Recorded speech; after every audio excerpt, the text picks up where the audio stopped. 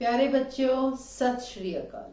School सिक्ख्या विभाग दे online study channel ते तुहाडा सारिਆਂ ਦਾ स्वागत है। बच्चों मैनू इस गल दी बहुत खुशी अते माण है कि स्कूल सिक्ख्या विभाग दे उपराले सदका जिथे तुसी अपने घरां दे विच सुरक्षित बैठे हो पर नाल ही पढ़ाई दे नाल जुड़े हुए हो। इस ऑनलाइन क्लास राही तुहानू सारे विषयां दा पड़ावार काम करवाया जा रहा है ते इसे ही सिलसिले नू जारी रखते हुए अज दी शुरुआत करांगे पंजाबी विषय तो। मेरे बहुत ही प्यारे बच्चों सत श्री अकाल। स्वागत है जी तुहाडा रुत्तां दी दुनिया विच। अज तुहानू मैं हर एक रुत नाल जाणू करवावांगी। पहली रुत है जी गर्मी दी। आओ पहला गर्मी दे मूहों ही सुनदे हां कि वो अपने बारे की कहना चाहुंदी है। मैं हाँ गर्मी दी रुत, मैं सब तो गर्म हुंदी हाँ।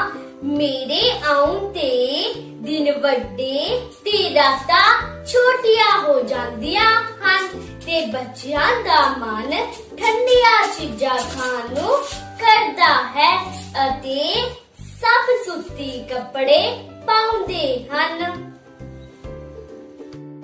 रुत गर्मी दी बड़ी ही चंगी वड्डे दिन दिखावे। जूस कोल्ड ड्रिंक नवियां सब्जियां कुल्फी दे मजे च खावे। तरबूज खरबूजा अंब ते लीची खाण नूं मिलन फ्रूट। चप्पल पा मैं भजदी जावां लोड़ ना पैंदे बूट।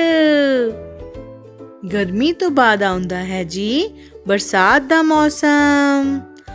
मैं हाँ बरसात दा मौसम, मैं हर साल गर्मी दी रुत तो बाद आउंदा हाँ। मेरे आउंदे आकाश विच ਬੱਦਲ ਗਰਜਦੇ ਅਤੇ ਬਰਸਦੇ ਹਨ। ਮੇਰੇ ਆਉਂਦੇ ਸਭ ਖੀਰ ਪੂੜੇ ਵੀ ਖਾਂਦੇ ਹਨ। बच्चों बरसात दा मौसम बहुत ही सुहावना मौसम हुंदा है। बरसात तो बाद आउंदी है जी सर्दी दी रुत। नवंबर दा महीना चढ़िया पैण लगी है सर्दी। उड़ गया गर्मी दा मौसम रजाइयां कढ लो जल्दी। गुड़ गच्चक ते मूंगफली सर्दी दे ने मेवे।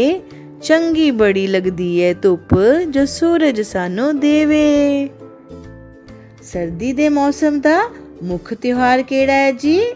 लोहड़ी। हाँ जी शाबाश। सर्दी तो बाद आउंदा है जी बसंत दा मौसम। अत दी सर्दी तो बाद ही शुरू हुंदा है। इस करके ये बहुत ही सुहावना मौसम लगदा है। लोग पीले रंग दे कपड़े पाउंदे, पीले चौल बनाउंदे ते मठियाइयां खांदे हन। रंग बिरंगे पतंगा नाल आकाश भरिया पिया हुंदा है। हर एक रुत मनुख वास्ते खुशियां दे सुनेहे लैके आउंदी है। हुण तुहाडा घर दा काम है तुसीं इन्हां रुत्तां दे नाम याद करने हन। धन्नवाद जी।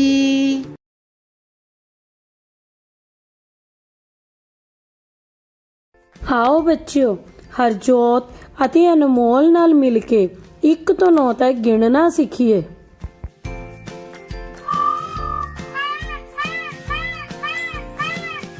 वीर जी किन्ना सोना मोर, चलो मोर कोल चलिए।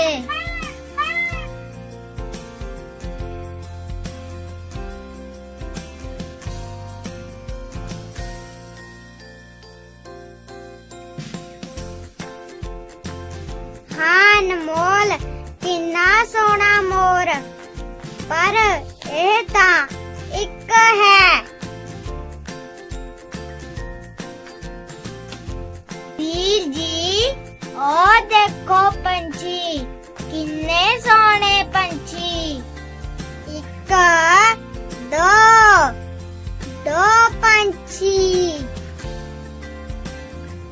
ओ देखो पंछी अपने आलणियां वल जा रहे हन। किन्ने सोने आलणे।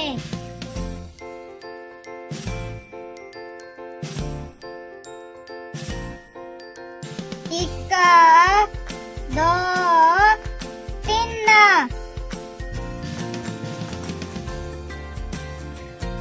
ਤਿੰਨ ਆਲਣੇ ਵੀਰ ਜੀ ਉਹ ਦੇਖੋ ਬੱਤਕਾਂ ਕਿੰਨੀਆਂ ਪਿਆਰੀਆਂ ਬੱਤਕਾਂ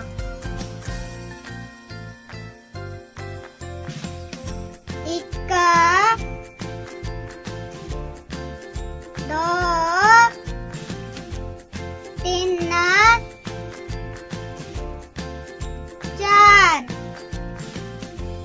ਚਾਰ ਬੱਤਕਾਂ ਵੀਰ ਜੀ ਬੱਤਕਾਂ ਫੁੱਲਾਂ ਵੱਲ ਜਾ ਰਹੀਆਂ ਹਨ ਕਿੰਨੇ ਸੋਹਣੇ ਫੁੱਲ ਇੱਕ ਦੋ ਤਿੰਨ ਚਾਰ ਪੰਜ ਪੰਜ ਫੁੱਲ ਫੁੱਲਾਂ ਉੱਤੇ ਕਿੰਨੀਆਂ ਸੋਹਣੀਆਂ ਤਿਤਲੀਆਂ ਹਾਂ ਕਿੰਨੀਆਂ ਸੋਹਣੀਆਂ ਤਿਤਲੀਆਂ ਇੱਕ ਦੋ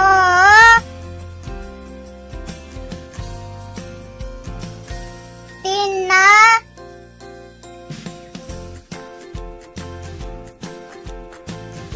ਚਾਰ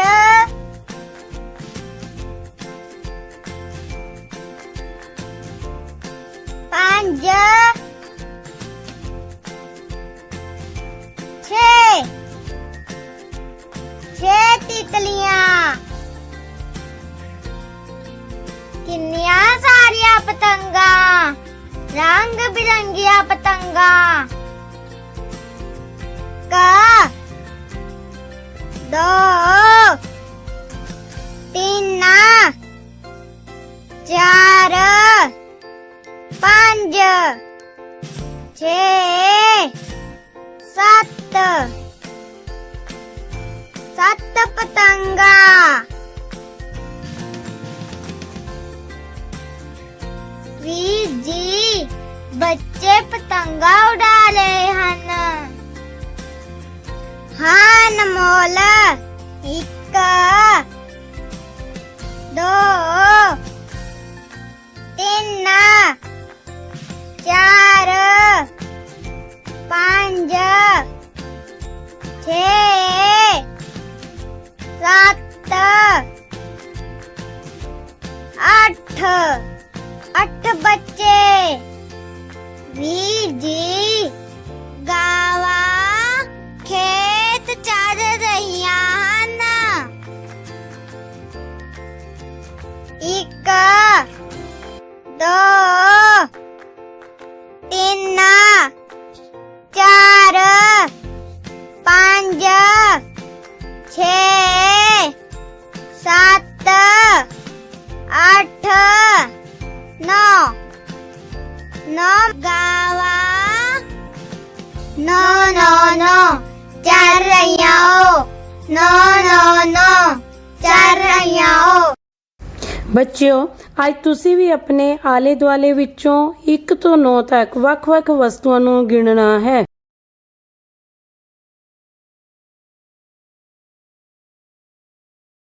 Hello, dear kids.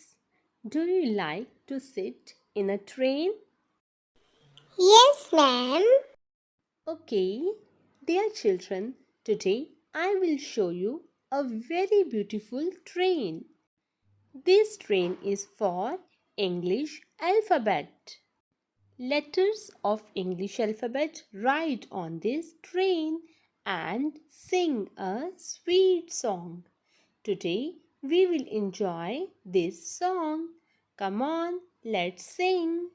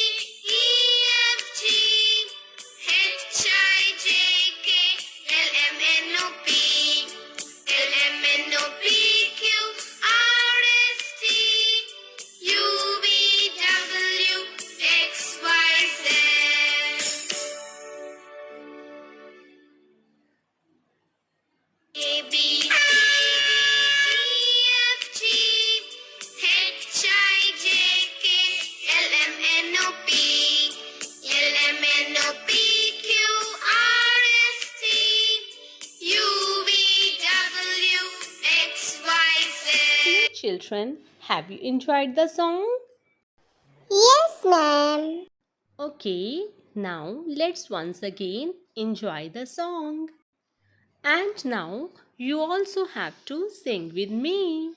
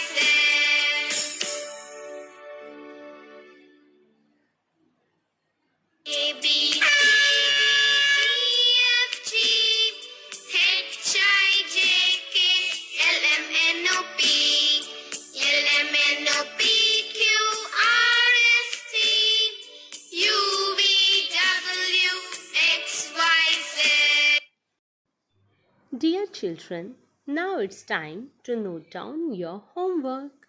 For your homework, recite this song. Keep learning. Thank you.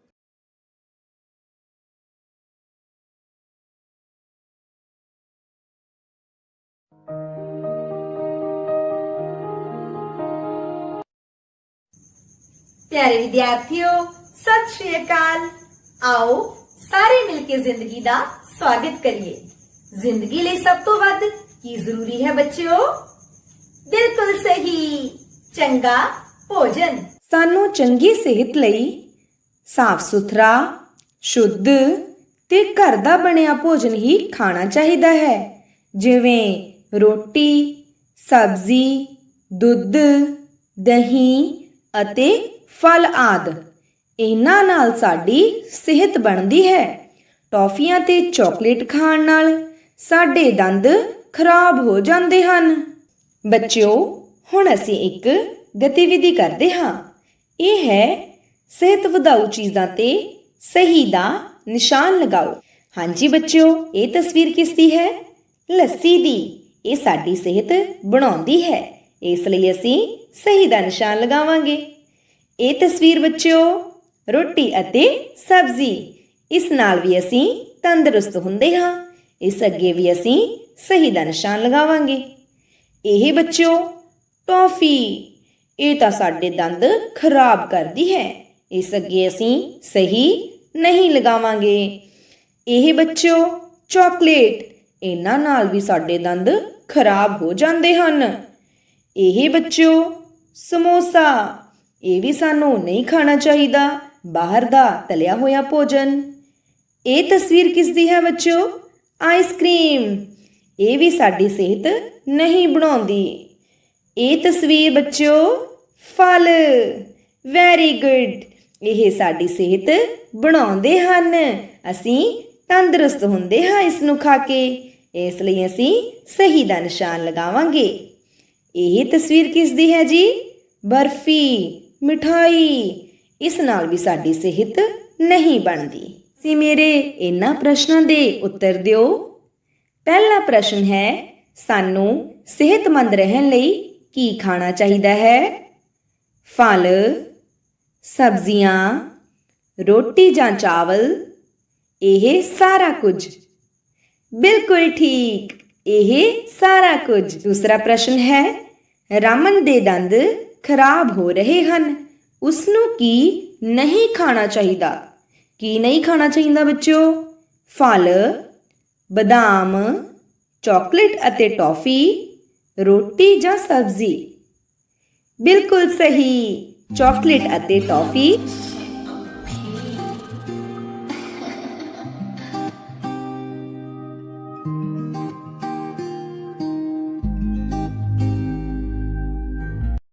ਜਮਾਤ ਦੂਜੀ, ਵਿਸ਼ਾ ਪੰਜਾਬੀ। ਪਿਆਰੇ ਬੱਚਿਓ, ਅੱਜ ਅਸੀਂ ਤੁਹਾਡੀ ਪੰਜਾਬੀ ਪੁਸਤਕ ਦੇ ਪੰਨਾ ਨੰਬਰ 6 ਤੋਂ ਕੰਨਾ ਮਾਤਰਾ ਦਾ ਅਭਿਆਸ ਕਰਾਂਗੇ। ਸਭ ਤੋਂ ਪਹਿਲਾਂ ਹੈ ਪੜ੍ਹੋ ਅਤੇ ਸਮਝੋ। ਆਓ ਹੁਣ ਦਿੱਤੇ ਹੋਏ ਸ਼ਬਦਾਂ ਨੂੰ ਪੜ੍ਹੀਏ ਅਤੇ ਮੁਕਤਾ ਅਤੇ ਕੰਨਾ ਮਾਤਰਾ ਦੇ ਅੰਤਰ ਨੂੰ ਸਮਝੀਏ। ਜ ਲ ਜਲ, ਜਾਲ ਜਾਲ, ਸ ਰ ਸਰ, ਸਾਰ ਸਾਰ, ਨ ਰ ਨਰ, ਨਾਰ ਨਾਰ, ਦ ਸ ਦਸ, ਦਾਸ ਦਾਸ, ਤ ਰ ਤਰ, ਤਾਰ ਤਾਰ, ਪ ਰ ਪਰ, ਭਾਰ ਭਾਰ,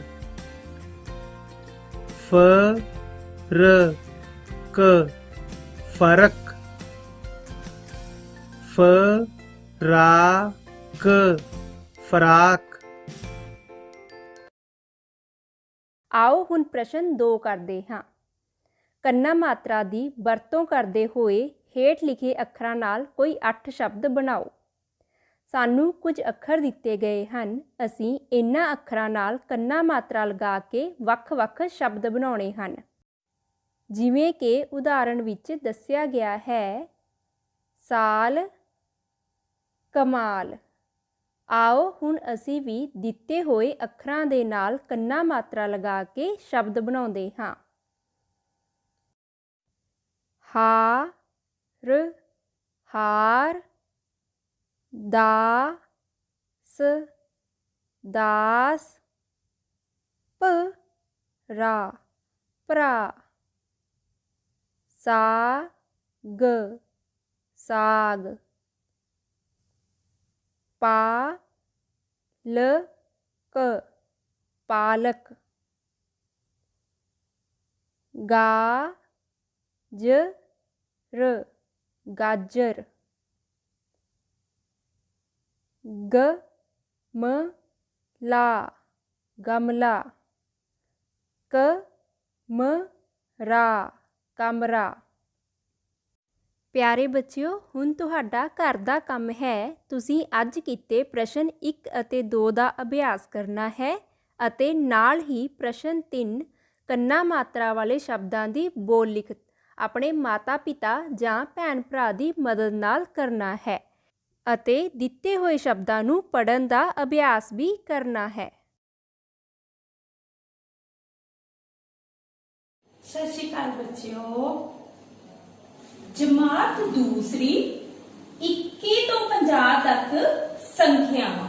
ਅੱਜ ਬੱਚਿਓ ਅਸੀਂ ਮਾਨ ਕਾਰਡਾਂ ਨਾਲ ਸੰਖਿਆ ਬਣਾਉਂਦੇ ਹੋਏ 21 ਤੋਂ 50 ਤੱਕ ਦੀਆਂ ਸੰਖਿਆਵਾਂ ਨੂੰ ਸ਼ਬਦਾਂ ਵਿੱਚ ਲਿਖਣਾ ਸਿੱਖਾਂਗੇ।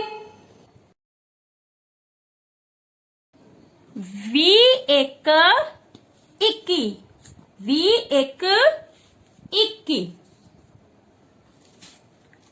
22 22, 23 23। देखो बच्चों, 23 22 20 4 24 ਸ਼ਬਦਾਂ ਵਿੱਚ 24 20 5 25 20 5 25 20 6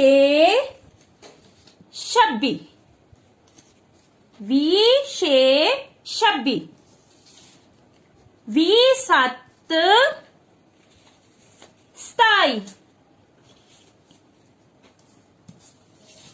20 8 28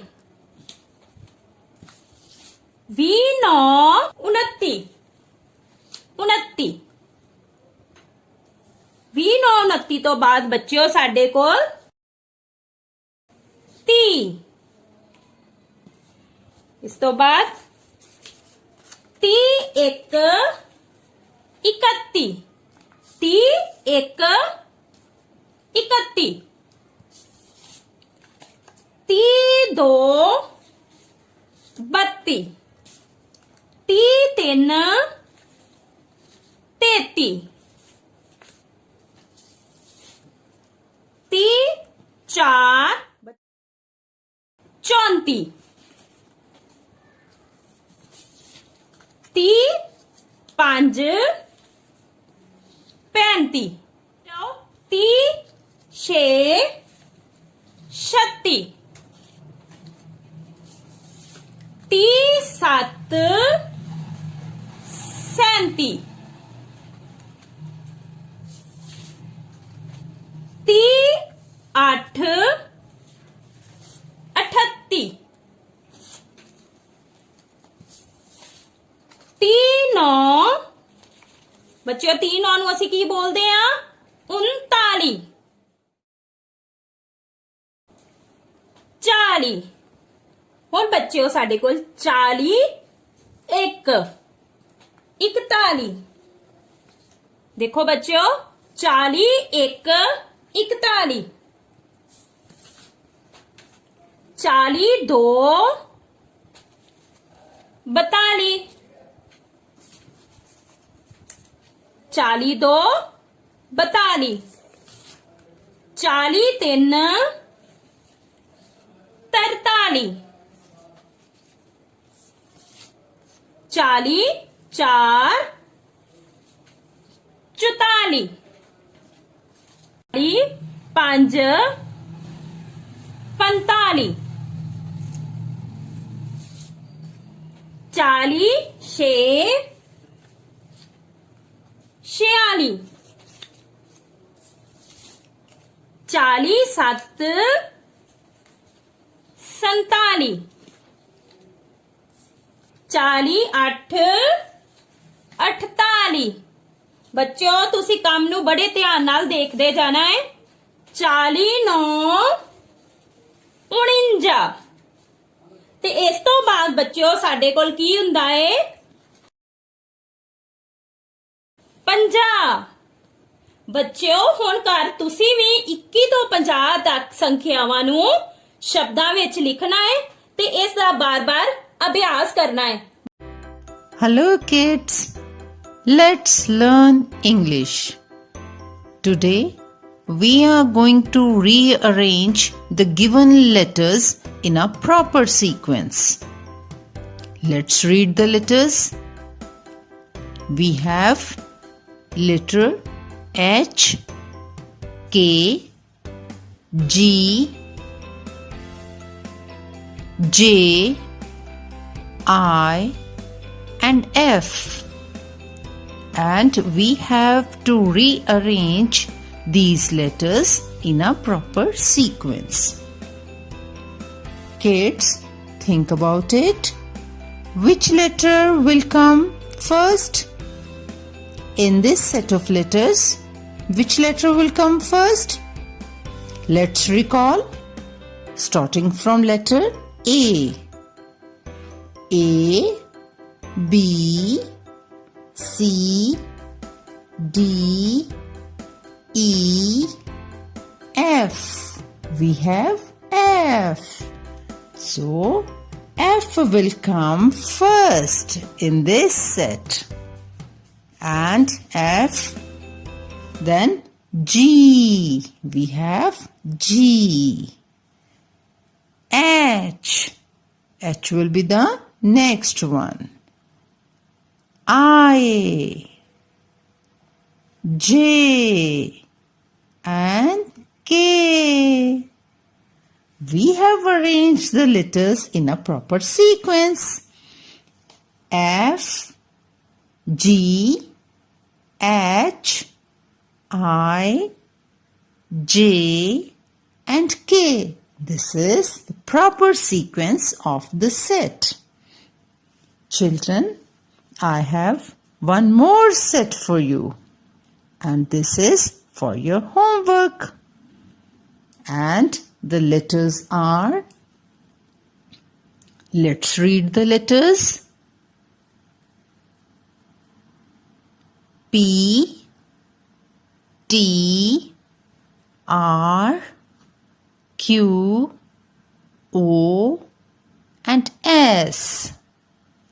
Children, read the letters and rearrange these letters in your notebook. Keep learning. Thank you. ਜੀ ਜਮਾਤ ਵਿੱਚ ਪੜ੍ਹਦੇ ਪਿਆਰੇ ਵਿਦਿਆਰਥੀ ਦੋਸਤੋ, ਅੱਜ ਅਸੀਂ ਪਹਿਲੇ ਪਾਠ ਸਾਡਾ ਦੇਸ਼ ਨਾਲ ਸੰਬੰਧਿਤ ਮੁਲਾਂਕਣ ਦੀ ਇੱਕ ਵਿਸ਼ੇਸ਼ ਵੰਨਗੀ, ਮੁਲਾਂਕਣ ਦਾ ਇੱਕ ਤਰੀਕਾ, ਨਵੀਂ ਚੀਜ਼ ਹੈ ਤੁਹਾਡੇ ਵਾਸਤੇ ਵੀ, ਹੈ ਨਾ, ਉਸ ਦਾ ਅਭਿਆਸ ਕਰਾਂਗੇ। ਇਸ ਨੂੰ ਅਸੀਂ ਕਹਿੰਦੇ ਹਾਂ ਮਾਈਂਡ ਮੈਪਿੰਗ। ਮਾਈਂਡ ਮੈਪਿੰਗ ਦਿਮਾਗੀ ਕਸਰਤ। ਸਾਡਾ ਦਿਮਾਗ ਇੱਕੋ ਹੀ ਪੁਆਇੰਟ ਬਾਰੇ ਕਿੰਨੀਆਂ ਚੀਜ਼ਾਂ ਬਾਰੇ ਸੋਚ ਸਕਦਾ ਹੈ ਨਾ, ਸੋਚ ਸਕਦਾ ਨਾ। ਚਲੋ ਆਓ ਕਰੀਏ ਕੋਸ਼ਿਸ਼। ਅੱਜ ਦਾ ਸ਼ਬਦ ਸਾਡਾ ਦੇਸ਼। ਸ਼ੁਰੂ ਕਰਦੇ ਹਾਂ। ਚਲੋ ਜਲਦੀ ਜਲਦੀ ਸ਼ੁਰੂ ਕਰੋ।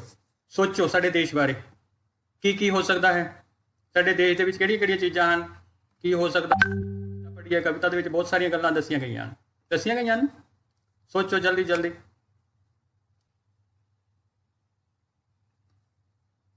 ਸਾਡੇ ਦੇਸ਼ ਦਾ ਨਾਮ ਹੋ ਸਕਦਾ ਹੈ, ਦੇਸ਼ ਦੇ ਵਿੱਚ ਕੀ ਕੀ ਹੋ ਸਕਦਾ ਹੈ, ਕਿਸ ਤਰ੍ਹਾਂ ਦਾ ਦੇਸ਼ ਹੈ, ਕਾਹਦੇ ਤੇ ਆਧਾਰਿਤ ਹੈ, ਕਿੱਤਾ ਹੋ ਸਕਦਾ ਕਿਸੇ ਦਾ, ਹੈ ਨਾ।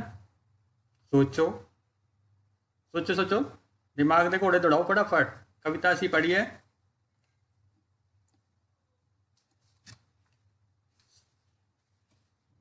ਸੋਚ ਲਿਆ? ਚਲੋ ਦੇਖੀਏ ਜਿਹੜੇ ਤੁਸੀਂ ਸ਼ਬਦ ਸੋਚੇ ਹਨ ਉਹਨਾਂ ਵਿੱਚੋਂ ਇੱਥੇ ਕਿੰਨੇ ਕੁ ਆਉਂਦੇ ਨੇ। ਦੇਖੀਏ। ਚਲੋ ਪਹਿਲਾ ਸ਼ਬਦ ਆਇਆ ਹਿੰਦੁਸਤਾਨ। ਸਾਡੇ ਦੇਸ਼ ਦਾ ਨਾਮ ਕੀ ਨਾਮ ਹੈ? ਸਾਡੇ ਦੇਸ਼ ਦਾ ਹਿੰਦੁਸਤਾਨ, ਹੈ ਨਾ। ਇਸ ਦੇ ਹੋਰ ਵੀ ਨਾਮ ਹੋ ਸਕਦੇ ਨੇ, ਹੈ ਨਾ, ਇੰਡੀਆ, ਭਾਰਤ। ਚਲੋ ਹੋਰ ਸ਼ਬਦ ਦੇਖੀਏ ਕੀ ਹੋਇਆ। ਤਿਰੰਗਾ। ਸਾਡੇ ਦੇਸ਼ ਦੇ ਝੰਡੇ ਨੂੰ ਅਸੀਂ ਤਿਰੰਗਾ ਕਹਿੰਦੇ ਹਾਂ। ਤਿਰੰਗੇ ਵਿੱਚ 3 ਰੰਗ ਹਨ, ਕੇਸਰੀ, ਸਫੇਦ, ਹਰਾ। ਚਲੋ ਅਗਲਾ ਸ਼ਬਦ ਦੇਖੀਏ। ਹਿਮਾਲਾ, ਹੈ ਨਾ। ਸਾਡੇ ਦੇਸ਼ ਦਾ ਸਭ ਤੋਂ ਉੱਚਾ ਪਰਬਤ ਹਿਮਾਲਾ ਪਰਬਤ। ਹੋਰ ਦੇਖੀਏ ਕਿਹੜਾ ਸ਼ਬਦ ਆਇਆ। ਗੰਗਾ ਨਦੀ। ਸਾਡੇ ਦੇਸ਼ ਦੇ ਵਿੱਚ ਬਹੁਤ ਸਾਰੀਆਂ ਨਦੀਆਂ ਹਨ। ਹਿਮਾਲਾ ਪਰਬਤ ਤੋਂ ਨਿਕਲਦੀਆਂ ਹਨ, ਕੁਝ ਦੂਜੇ ਪਰਬਤਾਂ ਤੋਂ ਨਿਕਲਦੀਆਂ ਹਨ, ਹੈ ਨਾ। ਤਾਂ ਹੋਰ ਸ਼ਬਦ, ਇਹ ਸ਼ਬਦ ਤੁਸੀਂ ਸੋਚਿਆ ਸੀ ਇਹਨਾਂ ਬਾਰੇ? ਸੋਚਿਆ ਹੋਣਾ, ਹੈ ਨਾ। ਬਹੁਤ ਸਾਰੇ ਬੱਚਿਆਂ ਦੇ ਮਨ ਦੇ ਵਿੱਚ ਇਹ ਸ਼ਬਦ ਆਏ ਹੋਣੇ। ਚਲੋ ਅਗਲਾ ਸ਼ਬਦ ਦੇਖਦੇ ਹਾਂ। ਜਮਨਾ। ਇਹ ਵੀ ਨਦੀ ਦਾ ਨਾਮ ਹੈ। ਗੰਗਾ, ਜਮਨਾ, ਸਤਲੁਜ। ਸਤਲੁਜ ਦਰਿਆ ਤਾਂ ਸਾਡੇ ਪੰਜਾਬ ਵਿੱਚ ਪੈਂਦਾ ਹੈ। ਪੰਜਾਬ ਹਿੰਦੁਸਤਾਨ ਦਾ ਹੀ ਭਾਗ ਹੈ, ਇੱਕ ਰਾਜ ਹੈ, ਪ੍ਰਾਂਤ ਹੈ। ਅਗਲਾ ਸ਼ਬਦ ਸਾਡੇ ਕੋਲ ਆਇਆ ਹਰੇ ਭਰੇ। ਇਸ ਦੇ ਹਰੇ ਭਰੇ ਨੇ ਖੇਤ। ਖੇਤਾਂ ਵਿੱਚ ਹਰਿਆਲੀ ਹੁੰਦੀ ਹੈ, ਫਸਲਾਂ ਉੱਗਦੀਆਂ ਨੇ, ਹਰੇ ਭਰੇ ਦਿਖਦੇ ਨੇ। ਇਸ ਦੇ ਹਰੇ ਭਰੇ ਨੇ ਖੇਤ, ਸੋਨਾ ਉਗਲੇ ਇਸ ਦੀ ਰੇਤ। ਆਖਰੀ ਸ਼ਬਦ ਸਾਡੇ ਕੋਲ ਆਇਆ ਰੇਤ।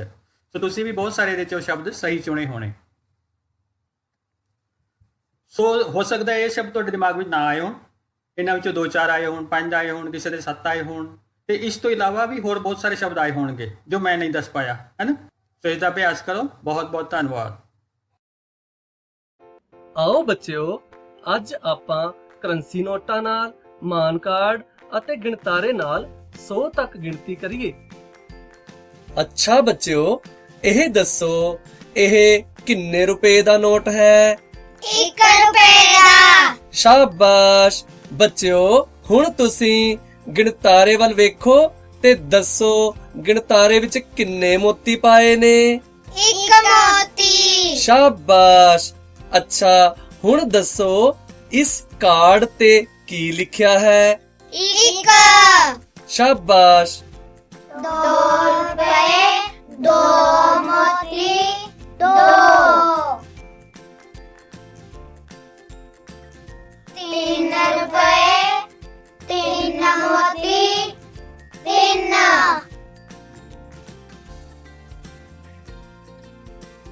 4 ਰੁਪਏ 4 ਮੋਤੀ 4। 5 ਰੁਪਏ 5 ਮੋਤੀ 5।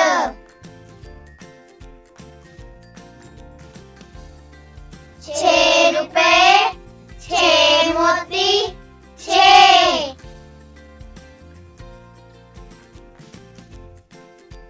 7 ਰੁਪਏ 7 ਮੋਤੀ 7।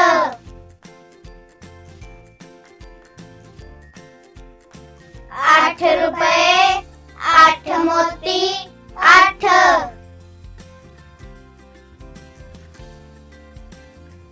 9 ਰੁਪਏ 9 ਮੋਤੀ 9।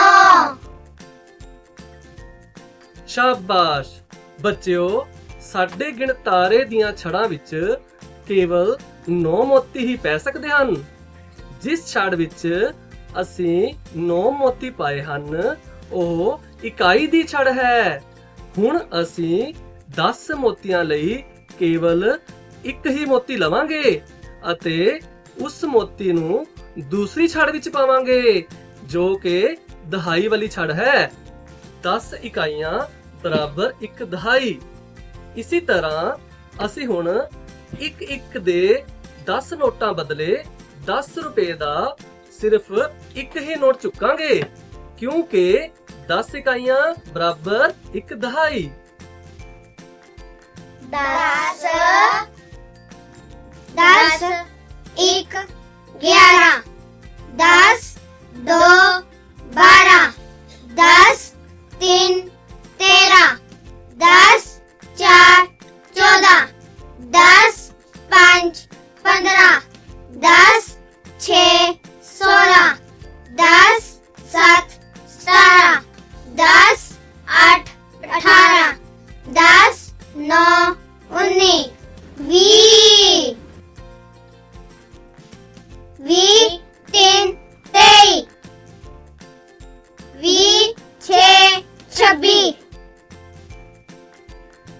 30 30 1 31 30 7 37 40 40 2 42 40 4 44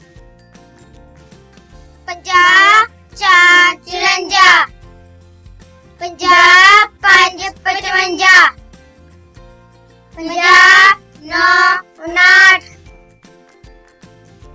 60 60 5 65 60 8 68 70 70 3 73 70 9 79 80 80 1 81 80 8 88 90 90 4 94 90 9 99 ਬੱਚਿਓ, ਜਿਵੇਂ ਕਿ ਤੁਸੀਂ ਪਹਿਲਾਂ ਸਿੱਖਿਆ ਸੀ ਕਿ ਸਾਡੇ ਗਿਣਤਾਰੇ ਦੀਆਂ ਛੜਾਂ ਵਿੱਚ ਕੇਵਲ 9 ਮੋਤੀ ਹੀ ਪੈ ਸਕਦੇ ਹਨ, ਇਸ ਲਈ ਹੁਣ ਅਸੀਂ 10 ਦਹਾਈਆਂ ਲਈ ਕੇਵਲ 1 ਮੋਤੀ ਹੀ ਲਵਾਂਗੇ ਅਤੇ ਸੈਂਕੜੇ ਵਾਲੇ ਛੜ ਵਿੱਚ ਪਰੋਵਾਂਗੇ, ਕਿਉਂਕਿ 10 ਦਹਾਈਆਂ ਬਰਾਬਰ 1 ਸੈਂਕੜਾ। ਬੱਚਿਓ, ਇਸੇ ਤਰ੍ਹਾਂ ਹੁਣ ਅਸੀਂ 10 ਦੇ 10 ਨੋਟਾਂ ਬਦਲੇ 100 ਰੁਪਏ ਦਾ ਸਿਰਫ ਇੱਕ ਹੀ ਨੋਟ ਚੁੱਕਾਂਗੇ, ਕਿਉਂਕਿ 10 ਦਹਾਈਆਂ ਬਰਾਬਰ 1 ਸੈਂਕੜਾ।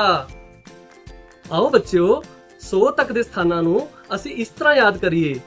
ਪਹਿਲਾ ਅੰਕ ਹੈ ਇਕਾਈ, ਦੂਜਾ ਅੰਕ ਹੈ ਦਹਾਈ, ਤੀਜੇ ਅੰਕ ਨੂੰ ਕਹੀਏ 100। अंक है इकाई, दूजा अंक है दहाई, तीजे अंक नू कहिए 100। पहला अंक है इकाई, दूजा अंक है दहाई, तीजे अंक नू कहिए 100।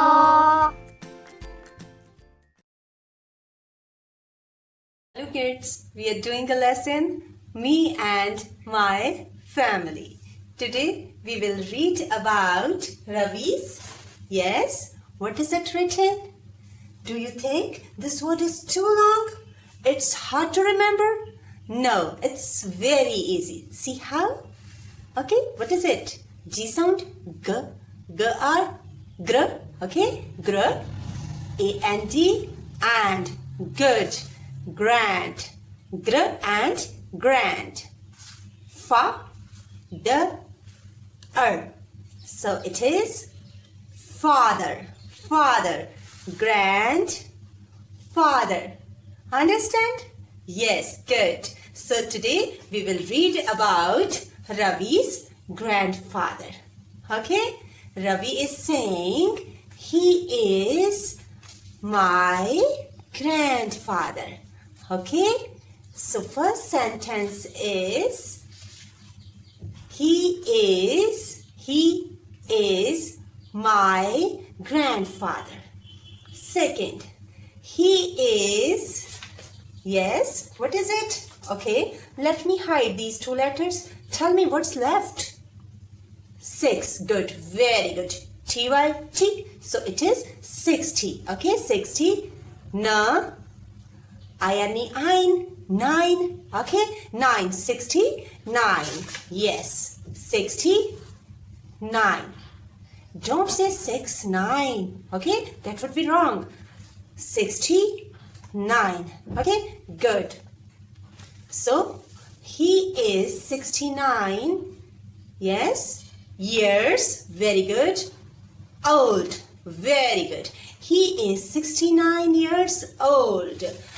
Yes, he is 69 years old. Third, he is a, yes, okay, learn from here. Up, shop, okay.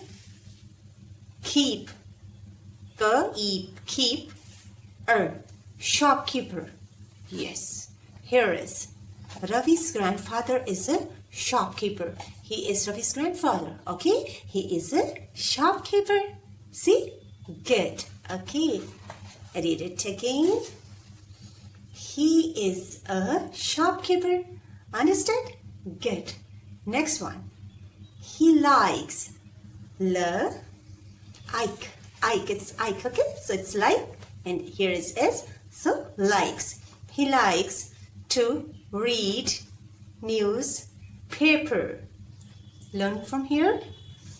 News. North, east, west, south. News, paper. Here is paper, news. This is also paper. So, news wala paper. Okay? It's news, paper. Understand? Good. Yes. He likes to read newspaper. Okay? Now, you will do activity. You have to complete the sentence. Okay? Yes. Okay. Yes, you will complete the sentence. Read it. He is my, okay. ਕਿਹੜੇ ਵਾਲਾ choose ਕਰੋਗੇ ਬੇਟਾ ਤੁਸੀਂ? Yes, he is my. We will choose grandfather. Very good. He is my grandfather. Very good. Second one.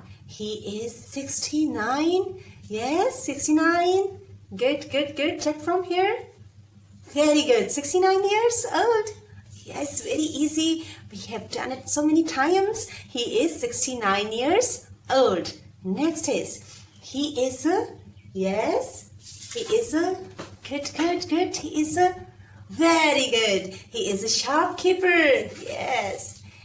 You are so intelligent. Last one. He likes, we have no another option. He likes to read newspaper. Okay, now write down these sentences on your copy and memorize as we have learned. Okay? Good. Have a nice day. Bye-bye.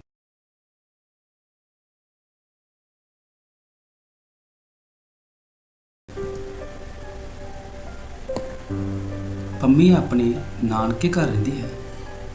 ਉੱਥੇ ਉਸਦੇ ਮਾਮਾ ਮਾਮੀ ਅਤੇ ਨਾਨਾ ਨਾਨੀ ਵੀ ਰਹਿੰਦੇ ਹਨ। ਪੰਮੀ ਨੂੰ ਇੱਕ ਦਿਨ ਟਰੰਕ ਵਿੱਚੋਂ ਕੁਝ ਗੁੱਡੀਆਂ ਲੱਭ ਗਈਆਂ। ਉਸਦੀ ਨਾਨੀ ਨੇ ਦੱਸਿਆ ਕਿ ਪੰਮੀ ਦੀ ਮਾਂ ਜਦੋਂ ਛੋਟੀ ਹੁੰਦੀ ਸੀ ਤਾਂ ਉਹ ਇਹਨਾਂ ਗੁੱਡੀਆਂ ਨਾਲ ਖੇਡਦੀ ਹੁੰਦੀ ਸੀ। ਪੰਮੀ ਨੂੰ ਬੜੀ ਹੈਰਾਨੀ ਹੋਈ ਕਿ ਉਸਦੀ ਮਾਂ ਵੀ ਕਦੇ ਇੰਨੀ ਛੋਟੀ ਹੁੰਦੀ ਸੀ।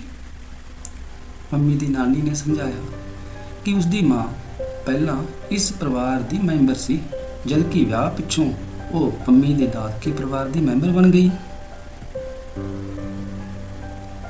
ਹਾਂਜੀ ਬੱਚਿਓ, ਆਪਣੇ ਪਰਿਵਾਰ ਦੇ ਕਿਸੇ ਬਜ਼ੁਰਗ ਮੈਂਬਰ ਨੂੰ ਪੁੱਛੋ ਕਿ ਉਹ ਆਪਣੇ ਬਚਪਨ ਵਿੱਚ ਵੀ ਇਸੇ ਪਰਿਵਾਰ ਦੇ ਮੈਂਬਰ ਸਨ।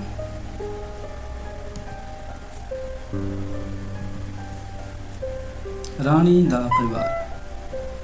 ਰਾਣੀ ਦੇ ਪਿਤਾ ਮਜ਼ਦੂਰੀ ਕਰਦੇ ਹਨ। ਉਸ ਦੀਆਂ 3 ਭੈਣਾਂ ਅਤੇ 2 ਭਰਾ ਹਨ। ਜਦੋਂ ਰਾਣੀ ਦੇ ਮਾਤਾ ਜੀ ਘਰ ਦਾ ਕੰਮ ਕਰਦੇ ਹਨ ਤਾਂ ਰਾਣੀ ਆਪਣੇ ਛੋਟੇ ਭਰਾਵਾਂ ਨੂੰ ਖਿਡਾਉਂਦੀ ਹੈ। ਇਸ ਕਰਕੇ ਉਹ ਸਕੂਲ ਨਹੀਂ ਜਾ ਸਕਦੀ। ਉਸ ਦਾ ਵੀ ਸਕੂਲ ਜਾਣ ਨੂੰ ਦਿਲ ਕਰਦਾ ਹੈ, ਪਰ ਉਸ ਦੇ ਪਿਤਾ ਜੀ ਕਹਿੰਦੇ ਹਨ ਕਿ ਉਹ ਇੰਨੇ ਬੱਚਿਆਂ ਨੂੰ ਨਹੀਂ ਪੜ੍ਹਾ ਸਕਦੇ। ਹਾਂਜੀ ਬੱਚਿਓ, ਕੀ ਰਾਣੀ ਨੂੰ ਸਕੂਲ ਜਾਣਾ ਚਾਹੀਦਾ ਹੈ ਜਾਂ ਘਰ ਰਹਿ ਕੇ ਆਪਣੇ ਭਰਾਵਾਂ ਨੂੰ ਖਿਡਾਉਣਾ ਚਾਹੀਦਾ ਹੈ? ਤੁਸੀਂ ਜ਼ਰੂਰ ਲਿਖਿਓ ਬੱਚਿਓ। ਹਾਂਜੀ ਬੱਚਿਓ, ਅੱਗੇ ਹੈ ਜਦੋਂ ਦੀਪੂ ਦੇ ਸੱਟ ਲੱਗੀ। ਬੱਚਿਓ, ਤੁਸੀਂ ਸਕੂਲ ਤੋਂ ਬਾਅਦ ਘਰ ਜਾਂਦੇ ਹੋ। ਦੀਪੂ ਵੀ ਕੱਲ ਸਕੂਲ ਤੋਂ ਬਾਅਦ ਜਦ ਘਰ ਗਿਆ ਤਾਂ ਉਸਦੀ ਮਾਤਾ ਜੀ ਨੇ ਉਸ ਨੂੰ ਖਾਣ ਲਈ ਰੋਟੀ ਦਿੱਤੀ। ਰੋਟੀ ਖਾ ਕੇ ਖੇਡਣ ਚਲਾ ਗਿਆ। ਖੇਡਦੇ ਹੋਏ ਦੀਪੂ ਡਿੱਗ ਪਿਆ ਅਤੇ ਉਸਦੇ ਗੋਡਿਆਂ ਤੇ ਰਗੜਾਂ ਲੱਗ ਗਈਆਂ। ਦੀਪੂ ਰੋਣ ਲੱਗਾ ਤਾਂ ਦੂਸਰੇ ਬੱਚੇ ਦੌੜ ਗਏ। ਉਸਦਾ ਭਰਾ ਉਸ ਨੂੰ ਚੁੱਕ ਕੇ ਘਰ ਲੈ ਆਇਆ। ਉਸਦੇ ਮਾਤਾ ਜੀ ਨੇ ਸੱਟ ਵਾਲੀ ਥਾਂ ਉੱਤੇ ਮੱਲਮ ਲਗਾਈ। ਦੀਪੂ ਦੀ ਪੀੜ ਘੱਟ ਹੋ ਗਈ। ਉਸਦੇ ਪਿਤਾ ਜੀ ਨੇ ਕਿਹਾ ਕਿ ਉਹ ਆਪਣੇ ਤੋਂ ਵੱਡੇ ਬੱਚਿਆਂ ਨਾਲ ਨਾ ਖੇਡਿਆ ਕਰੇ। ਜਦੋਂ ਸ਼ਰਨ ਚੰਗਾ ਮੁੰਡਾ ਬਣਦਾ ਹੈ। ਸ਼ਰਨ ਦੇ ਮਾਤਾ ਜੀ ਘਰ ਨੂੰ ਬਹੁਤ ਸਾਫ਼ ਰੱਖਦੇ ਹਨ। ਉਸਦੀ ਭੈਣ ਵੀ ਹਰ ਚੀਜ਼ ਨੂੰ ਵਰਤਣ ਤੋਂ ਬਾਅਦ ਉਸਦੇ ਸਹੀ ਟਿਕਾਣੇ ਤੇ ਰੱਖ ਦਿੰਦੀ ਹੈ, ਪਰ ਸ਼ਰਨ ਵਿੱਚ ਬਹੁਤ ਖਿਲਾਰਾ ਪਾ ਦਿੰਦਾ ਹੈ। ਉਹ ਸਕੂਲੋਂ ਘਰ ਆ ਕੇ ਆਪਣੇ ਕੱਪੜੇ ਮੰਜੇ ਉੱਤੇ ਸੁੱਟ ਦਿੰਦਾ ਹੈ ਅਤੇ ਬੂਟ ਵਿਹੜੇ ਵਿੱਚ ਲਾ ਦਿੰਦਾ ਹੈ। ਘਰ ਲਈ ਦਿੱਤੇ ਕੰਮ ਨੂੰ ਕਰਨ ਸਮੇਂ ਆਪਣੀਆਂ ਕਾਪੀਆਂ ਇੱਧਰ ਉੱਧਰ ਰੱਖ ਦਿੰਦਾ। ਸਕੂਲ ਜਾਣ ਸਮੇਂ ਉਸਦੀਆਂ ਚੀਜ਼ਾਂ ਨਾ ਲੱਭਦੀਆਂ ਅਤੇ ਉਸ ਨੂੰ ਝਿੜਕਾਂ ਪੈਂਦੀਆਂ, ਜਦਕਿ ਉਸਦੀ ਭੈਣ ਦੀ ਸਭ ਪ੍ਰਸ਼ੰਸਾ ਕਰਦੇ। ਸਰਨ ਇਸ ਨਾਲ ਬਹੁਤ ਖਿੱਚਦਾ ਅਤੇ ਉਦਾਸ ਹੋ ਜਾਂਦਾ। ਮਾਤਾ ਜੀ ਨੇ ਉਸ ਨੂੰ ਸਮਝਾਇਆ ਕਿ ਉਹ ਵੀ ਆਪਣੀਆਂ ਚੀਜ਼ਾਂ ਟਿਕਾਣੇ ਉੱਤੇ ਰੱਖਿਆ ਕਰੇ। ਹੁਣ ਸ਼ਰਨ ਨੇ ਵੀ ਆਪਣੀਆਂ ਚੀਜ਼ਾਂ ਨੂੰ ਟਿਕਾਣੇ ਰੱਖਣ ਦਾ ਵਾਅਦਾ ਕੀਤਾ।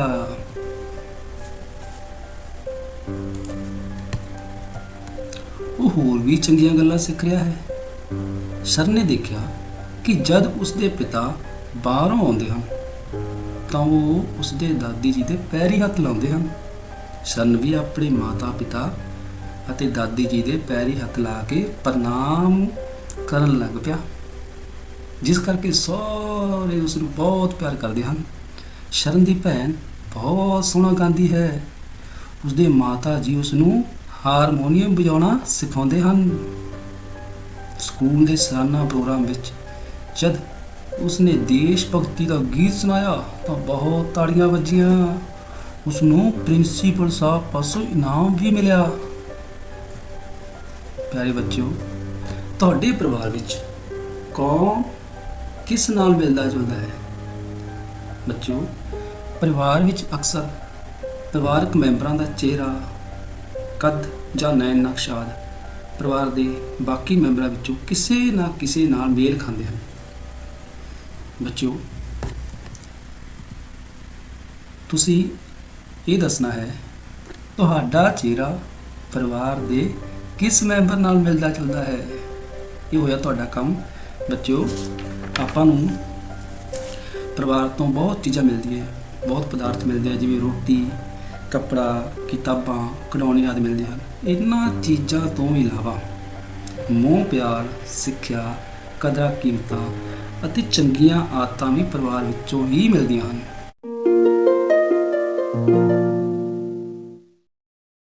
ਪਿਆਰੇ ਬੱਚਿਓ, ਵਿਸ਼ਾ ਪੰਜਾਬੀ ਜਮਾਤ ਚੌਥੀ ਸਰਜੀਤ ਸਿੰਘ ਵਰਜਾਰਾ ਜੀ ਦੁਆਰਾ ਲਿਖੀ ਗਈ ਖੂਬਸੂਰਤ ਕਵਿਤਾ ਪ੍ਰਾਰਥਨਾ ਅਸੀਂ ਚੰਗੀ ਤਰ੍ਹਾਂ ਪੜ੍ਹ ਚੁੱਕੇ ਹਾਂ ਅਤੇ ਇਸ ਨੂੰ ਗਾ ਕੇ ਵੀ ਅਸੀਂ ਆਨੰਦ ਮਾਣ ਚੁੱਕੇ ਹਾਂ। ਬੱਚਿਓ, ਸਾਨੂੰ ਸਵੇਰੇ ਉੱਠ ਕੇ ਸਭ ਦੇ ਭਲੇ ਲਈ ਉਸ ਪਰਮਾਤਮਾ ਵਾਹਿਗੁਰੂ ਅੱਗੇ ਅਰਜ਼ੋਈ ਕਰਨੀ ਚਾਹੀਦੀ ਹੈ ਤਾਂ ਕਿ ਸਰਬੱਤ ਦਾ ਭਲਾ ਮੰਗ ਸਕੀਏ। ਇਸ ਕਵਿਤਾ ਵਿੱਚੋਂ ਅਸੀਂ ਹੋਰ ਵੀ ਬਹੁਤ ਸਾਰੀਆਂ ਚੰਗੀਆਂ ਗੱਲਾਂ ਸਿੱਖੀਆਂ ਹਨ ਤੇ ਆਓ ਅੱਜ ਅਸੀਂ ਇਸ ਕਵਿਤਾ ਵਿੱਚ ਆਏ ਕੁਝ ਸ਼ਬਦਾਂ ਤੋਂ ਵਾਕ ਬਣਾਉਂਦੇ ਹਾਂ।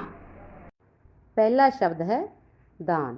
ਬੱਚਿਓ, ਸਾਨੂੰ ਆਪਣੀ ਕਮਾਈ ਵਿੱਚੋਂ ਕੁਝ ਨਾ ਕੁਝ ਗਰੀਬਾਂ ਨੂੰ ਪੁੰਨ ਜਾਂ ਦਾਨ ਕਰਨਾ ਚਾਹੀਦਾ ਹੈ। ਭਾਵ ਸਾਨੂੰ ਉਹਨਾਂ ਦੀ ਮਦਦ ਕਰਨੀ ਚਾਹੀਦੀ ਹੈ ਅਤੇ ਬਦਲੇ ਵਿੱਚ ਉਹਨਾਂ ਤੋਂ ਕੋਈ ਵੀ ਕੰਮ ਜਾਂ ਧਨ ਨਹੀਂ ਲੈਣਾ ਚਾਹੀਦਾ। ਬੱਚਿਓ, ਦਾਨ ਕਿੰਨੇ ਤਰ੍ਹਾਂ ਦਾ ਹੋ ਸਕਦਾ ਹੈ, ਜਿਵੇਂ ਭੋਜਨ ਦਾਨ, ਕੱਪੜੇ ਦਾਨ ਅਤੇ ਵਿੱਦਿਆ ਦਾ ਦਾਨ। ਤਾਂ ਲਿਖੋ ਵਾਕ। ਵਿੱਦਿਆ ਦਾ ਦਾਨ ਸਭ ਤੋਂ ਵੱਡਾ ਦਾਨ ਹੈ।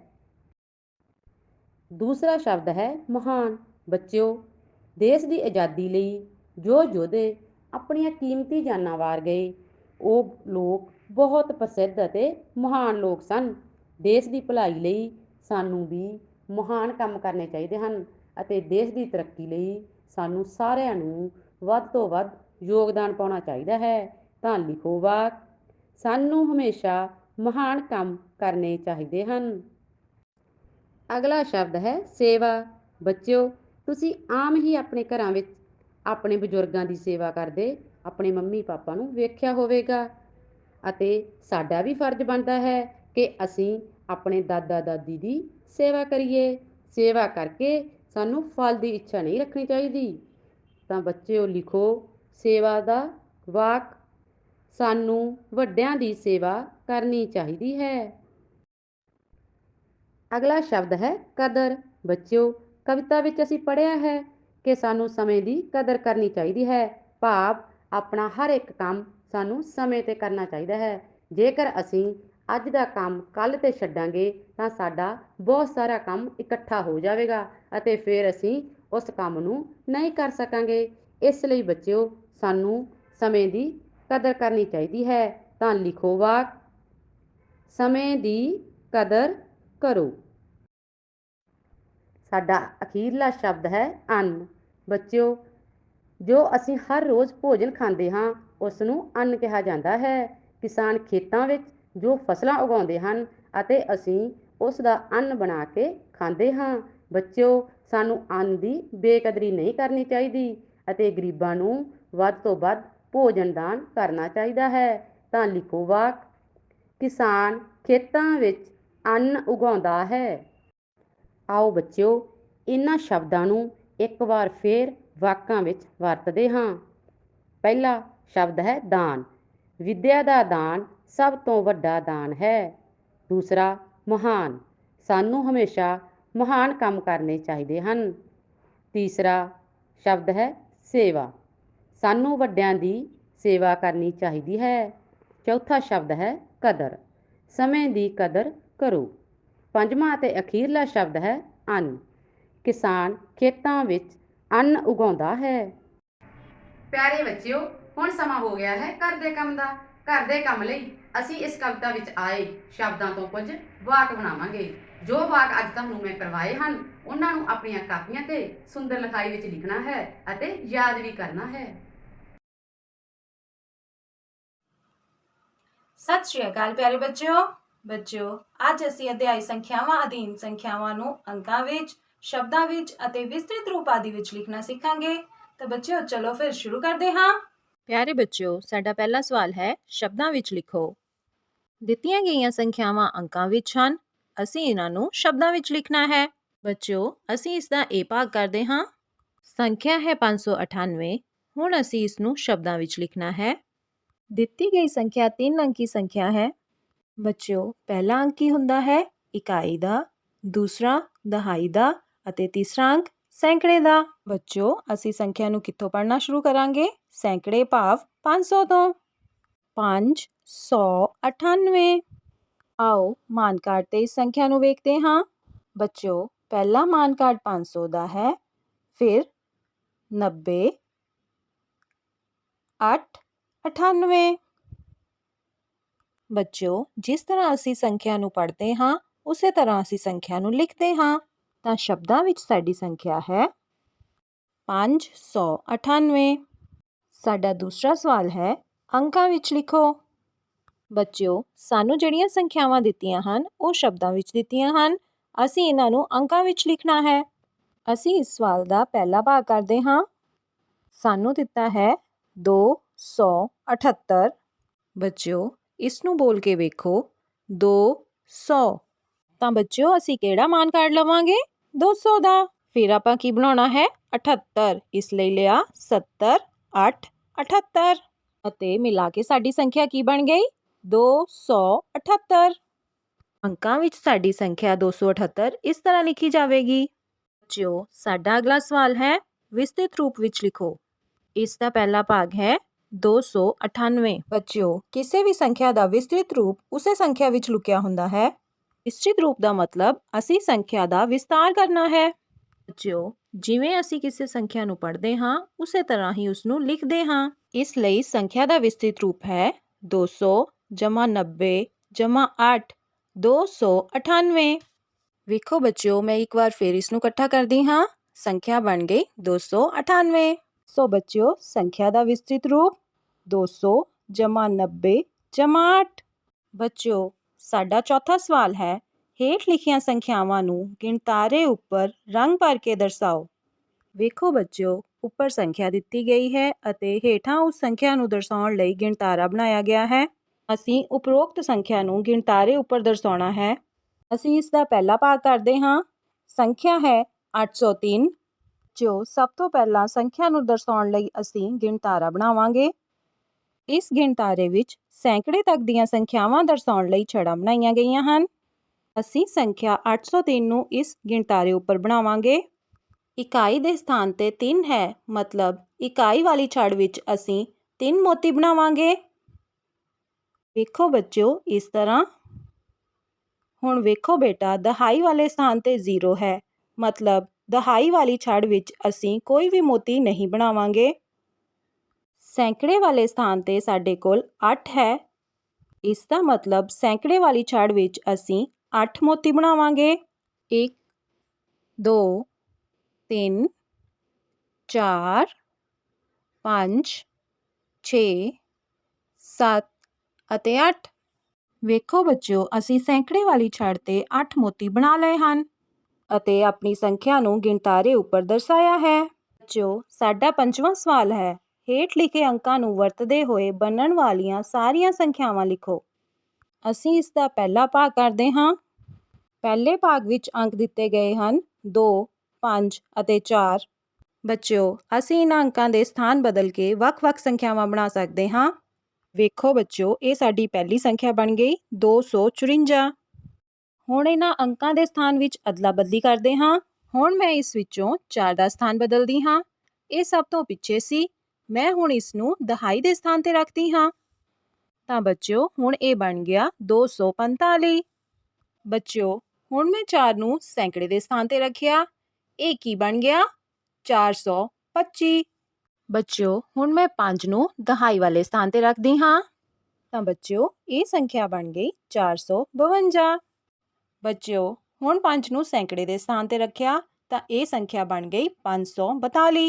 ਇਸੇ ਤਰ੍ਹਾਂ ਬੱਚਿਓ ਹੁਣ ਮੈਂ 2 ਨੂੰ ਦਹਾਈ ਦੇ ਸਥਾਨ ਤੇ ਰੱਖਦੀ ਹਾਂ ਤਾਂ ਸਾਡੀ ਸੰਖਿਆ ਬਣੀ 524। ਇਸ ਤਰ੍ਹਾਂ ਅਸੀਂ ਅੰਕਾਂ ਦੇ ਸਥਾਨ ਬਦਲ ਕੇ ਵੱਖ-ਵੱਖ ਸੰਖਿਆਵਾਂ ਬਣਾ ਸਕਦੇ ਹਾਂ। ਹੁਣ ਵਾਰੀ ਘਰ ਦੇ ਕੰਮ ਦੀ। ਪਿਆਰੇ ਬੱਚਿਓ, ਤੁਸੀਂ ਅੱਜ ਕਰਵਾਏ ਗਏ ਸਵਾਲਾਂ ਦੇ ਬਾਕੀ ਭਾਗ ਆਪਣੀਆਂ ਕਾਪੀਆਂ ਤੇ ਸੁੰਦਰ ਕਰਕੇ ਹੱਲ ਕਰਨੇ ਹਨ ਅਤੇ ਆਪਣੇ ਅਧਿਆਪਕ ਸਾਹਿਬਾਨ ਤੋਂ ਚੈੱਕ ਕਰਵਾਉਣੇ ਹਨ। ਧੰਨਵਾਦ। Students of class 4, let's learn some new words from lesson 1, the king and his son. Students, we are going to learn some new words and their meaning. Our first word is unable. U-N-A-B-L-E. Unable. Unable means when we are not able to do a task. We cannot do a task. Yes, I am trying to pick up or hold this pen with my one finger and I am unable to hold it or pick up it. So I am unable to hold the pen with my one finger. जो काम असी नहीं कर सकते, we are unable. Next word is directions. D-I-R-E-C-T-I-O-N-S. Directions. Directions, when we say right side or left side, we are talking about directions, and there are 4 main directions: east, west, north and south. These are the 4 directions. Next word is different, and spellings are D-I-F-F-E-R-E-N-T. Different. Different means when things are not same. I have 2 pens. These are same. And I have 2 more pens. These are different. These are not same. These are same and these are different from each other. Next word is successor. And spellings are S-U-C-C-E-S-S-O-R. Successor. Repeat after me. Successor. After the death of a person, the one who takes his or her position or place is the successor. Or when a person dies, the other person who takes his position will be the successor. बच्चों, तुसी कहानी पढ़न जा रहे हो। राजा दी death तो बाद जो राजा बनेगा वो होएगा राजा दा successor. Next word is enough. Yes, let's read. E-N-O-U-G-H. Enough. Enough means sufficient or as much required. Spread. Yes, next word is spread. S-P-R-E-A-D. Here S and P, they are giving a blended sound. Spread. Spread. Spread means फैलाना. I have a handkerchief. It is folded now and I am going to spread it. I am spreading it on the paper. I have spread the. Pleased. Yes, let's read it. Pleased. P-L-E-A-S-E-D. Pleased. Pleased means a feeling of happiness and joy when you are happy for something or someone. तुसी बहुत खुश हो. Please keep on learning. Thank you. नमस्कार प्यारे विद्यार्थियों, आपका आज की हिंदी कक्षा में हार्दिक अभिनंदन है। बच्चों, आज की कक्षा में हम आपकी हिंदी विषय की पाठ्य पुस्तक आओ हिंदी सीखें के पृष्ठ संख्या 5 पर अंकित किए गए कुछ प्रसिद्ध त्योहारों के बारे में जानकारी प्राप्त करेंगे कि यह कौन कौन से त्योहार हैं और साथ में इनके बारे में विस्तृत रूप से जानेंगे। बच्चों, इस प्रथम चित्र की ओर देखिए। ये विजयदशमी के त्योहार का चित्र है। इसे पंजाब में दशहरा कहकर भी संबोधित किया जाता है। ये हिंदू धर्म के लोगों का एक प्रसिद्ध त्योहार है। इस त्योहार का धार्मिक महत्व ये है कि इस दिन अयोध्या के राजा श्री रामचंद्र जी ने लंका के राजा रावण को मारकर लंका पर विजय प्राप्त की थी। इस प्रकार ये त्योहार बुराई पर अच्छाई की विजय का प्रतीक है। यह चित्र विजयदशमी के मेले का है। बड़े से मैदान में मेले का आयोजन किया जाता है। यहाँ लंका के राजा रावण, उसके पुत्र मेघनाद एवं भाई कुंभकर्ण के पुतले बनाकर खड़े किए जाते हैं। भगवान श्री राम की सेना और रावण की सेना के मध्य युद्ध की नाट्य झलकियां दिखाई जाती हैं, जिसमें भगवान श्री राम की विजय दिखाने के उपरांत पुतलों को आग लगाकर दहन किया जाता है। साथ ही भगवान श्री राम की विजय घोष का गुणगान होता है। लोग मेले का आनंद उठाते हैं और संध्या से पूर्व खुशी खुशी अपने घरों को वापस लौट जाते हैं। इस तरह इस त्योहार को भगवान श्री राम के विजय पर्व के रूप में मनाया जाता है। बच्चों, अब इस चित्र की ओर ध्यान से देखिए। ये दीपावली के त्योहार का है। इस त्योहार का धार्मिक महत्व ये है कि इस दिन श्री रामचंद्र जी 14 वर्ष का वनवास काटकर अयोध्या वापस आए थे। उनके वापस आने की खुशी में लोगों ने घर घर दीपमाला की थी। सिख धर्म में इसका महत्व ये है कि इस दिन सिखों के छठे गुरु श्री गुरु हरगोबिंद जी 52 राजाओं के साथ ग्वालियर के किले से मुक्त होकर वापस आए थे। इसीलिए इसे बंदी छोड़ दिवस के रूप में भी मनाया जाता है। इसीलिए इस त्योहार को हिंदू और सिख धर्म के लोग मिलजुल कर मनाते हैं। दीपावली से कुछ दिन पूर्व लोग अपने घरों की सफाई करते हैं और अपने मित्रों एवं रिश्तेदारों को मिठाइयाँ एवं तोहफे भी देते हैं।